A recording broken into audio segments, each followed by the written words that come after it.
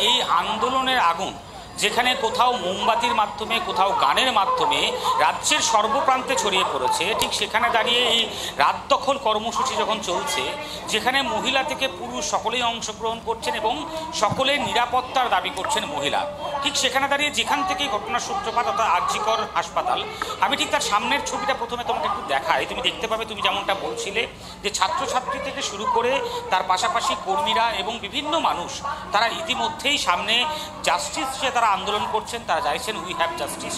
এই আন্দোলন তো চলছেই, তার পাশাপাশি তুমি যেমনটা ছবির কথা বলছিলে, তোমাকে আমি একটু সামনেটাও দেখাবো। তুমি দেখতে পাবে যে একেবারে কড়া পুলিশি নিরাপত্তা যাকে বলে, প্রচুর পরিমাণে পুলিশ ইতিমধ্যেই মোতায়েন রয়েছে। ইতিমধ্যেই এই রাস্তার অপোজিটে তুমি জানো যে ডিএফআই এসএফআই এর তরফ থেকেও কিন্তু ইতিমধ্যে একটি মঞ্চ করা হচ্ছে, সেখানেও কিন্তু সে মঞ্চেও ইতিমধ্যে তারা সে আন্দোলন প্রচার চালাচ্ছেন। এবং তার পাশাপাশি ছাত্রছাত্রীরা তারা কিন্তু এখনও তাদের যে দাবি, সেই দাবিতে তারা অনড় এবং তারা বলছেন উই ওয়ান্ট জাস্টিস, বিচার চায়।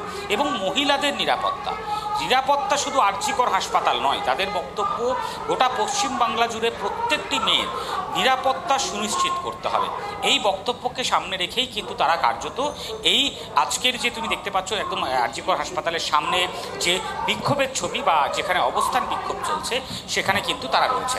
এবং একদিকে যেমন তুমি জেলার ছবি দেখলে, জেলাতে তুমি জানো যে জেলার বিভিন্ন প্রান্তে বিভিন্ন দিকে কিন্তু বলা যায় প্রত্যেকটি ছাত্রছাত্রীরা, প্রত্যেকটি মহিলা পুরুষরা তারা কিন্তু রীতিমতো সেখানে যাচ্ছেন এবং গিয়ে সেখানে তারা আজকে রাতের যে মোমবাতি নিয়ে কোথাও আন্দোলন করছে, কোথাও গান বাজনা গিয়ে আন্দোলন করছে। আমি তোমাকে একটু কথা বলেও শোনাবার চেষ্টা করবো, একটু জানার চেষ্টা করবো আজকের এই যে কর্মসূচি, মূলত এই যে মেয়েদের রাত দখল কর্মসূচি, এটাকে কিভাবে দেখছেন তারা? দেখো, একেবারে আমি তোমাকে সেটাই শোনাবার একটু চেষ্টা করব যারা রয়েছেন, যে এই মেয়েদের যে আজকে রাজ্য জুড়ে রাত দখল কর্মসূচি, এই কর্মসূচিটা কতটা প্রয়োজনীয়তা ছিল বলে আপনারা? এটা অবশ্যই খুবই আমাদেরকে অনুপ্রাণিত করবে আমাদের আন্দোলনটাকে আরও বেশি এগিয়ে নিয়ে যাওয়ার জন্য এবং আমাদের জাস্টিস পাইয়ে দেওয়ার জন্য।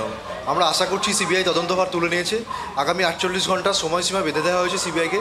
আমরা আশা করি সারা বাংলা জুড়ে এবং বাংলার বাইরেও, আমরা যতদূর খবর পাচ্ছি বাংলার বাইরেও মেয়েদের এই প্রোগ্রাম হচ্ছে, এমনকি ভারতবর্ষের বাইরেও 1-2 শহরে এই প্রোগ্রাম হচ্ছে, যেটা সারা পৃথিবীব্যাপী একটা রিচ হবে, যেটা আমাদের জাস্টিস পাইয়ে দিতে খুবই হেল্প করবে আমার মনে হয়। শুনলে তার পাশাপাশি আরও অনেকে রয়েছে, আমি একটু কথা বলা তাদের সঙ্গে চেষ্টা করব। বলছি, একটা প্রশ্ন, যে আজকে যখন রাত দখল কর্মসূচি আমাদের সঙ্গে থাকো প্রসেনজিৎ, আমি শোনার চেষ্টা করব যারা রয়েছেন তারা কিভাবে দেখছেন আজকের এই সারা ব্যাপক আন্দোলন, এই কর্মসূচি। বাংলার আওয়াজ, বাঙালির আবেগ, জি 24 ঘন্টা।